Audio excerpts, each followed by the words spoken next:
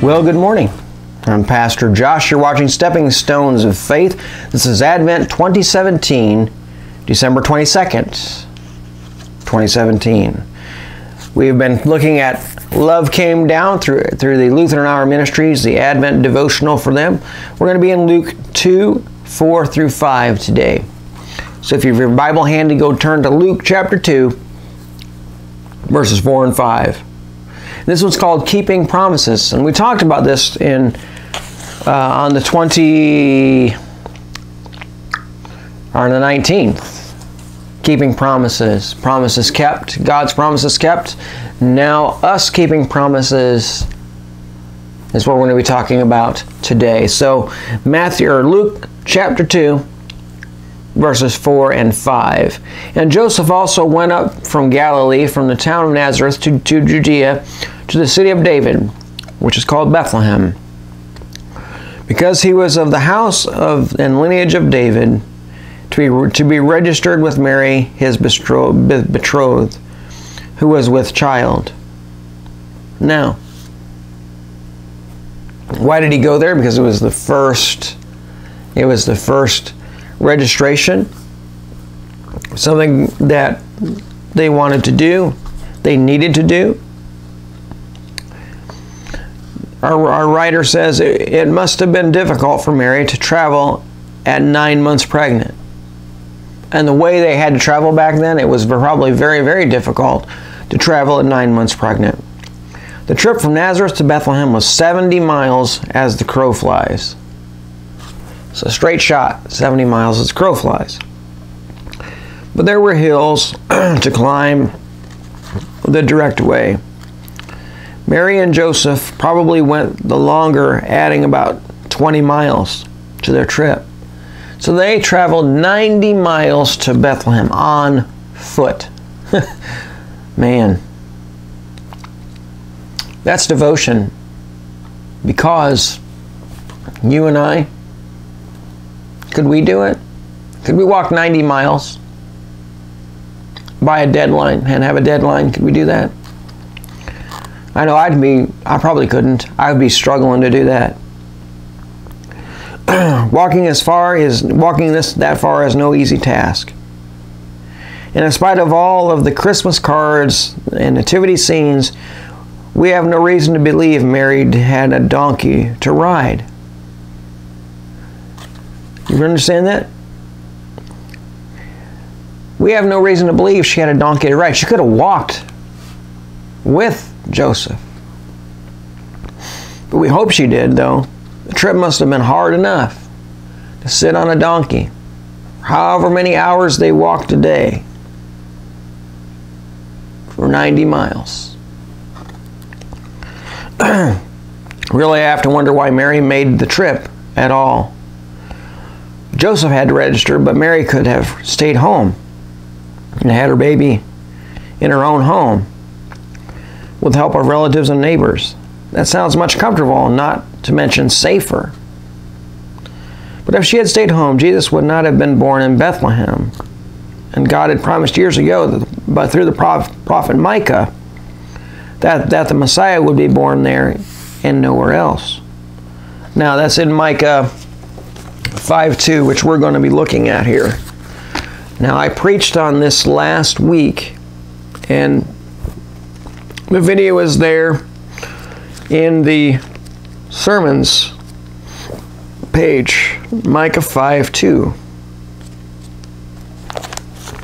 If I can get there, Micah 5:2.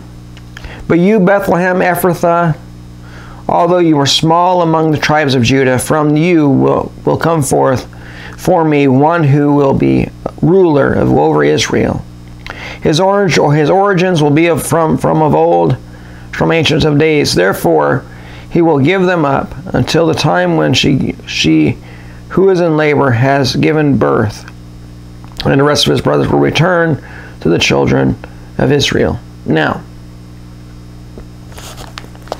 that is the promise that he's talking about here in Micah 5:2 and 3. Now,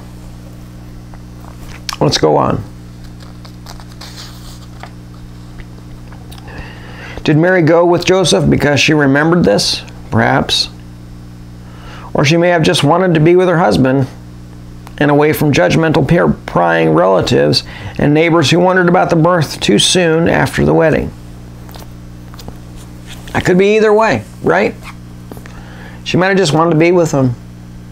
I would tend to believe that too. I would tend to believe it was probably a little bit of both. She'd rather be away from everyone, judgmental people. And we don't like judgmental people. I don't. I pray for them. God get a hold of them, but I don't like being around them. And I don't think Mary would want to be around him either. So, she probably wanted to be with her husband, who believed in her. You know, that's important. She went to Zechariah and Elizabeth because they believed in her. They believed in her. And she helped them as well, and they helped her, but they believed her. They believed in the promise. We talked about that at the beginning of this series. They believed her. Joseph believed her. So I would tend to think that she would want to be with people who believed her, not be around judgmental people. Nobody likes being around judgmental people. I certainly don't. So I would tend to believe it's a little both. A little of both. Now, one way or the other, God saw to it that Jesus was indeed born in Bethlehem. God always kept his promises, even if it takes influencing a Roman emperor to call a census affecting the large parts of the world. Even if it means breaking the laws of nature so a virgin has a baby.